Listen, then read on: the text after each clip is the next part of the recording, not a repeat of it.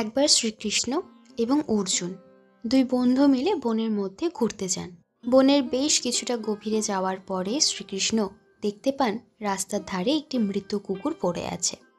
তিনি অর্জুনকে বললেন, আচ্ছা অর্জুন, এই কুকুরটার মধ্যে তুমি কি দেখতে পাচ্ছ?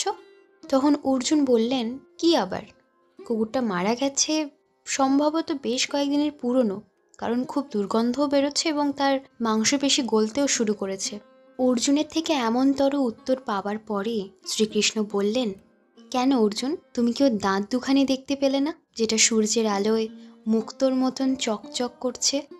আসলে এই গল্পটা আমাদেরকে এটাই বোঝায় যে এই গোটা পৃথিবীতে প্রত্যেকটা মানুষের দৃষ্টিভঙ্গি ভিন্ন এবং এই পৃথিবীর সব কিছুই তেমনভাবেই তাদের কাছে ধরা দেয়, ঠিক যেমন তাদের দৃষ্টিভঙ্গি।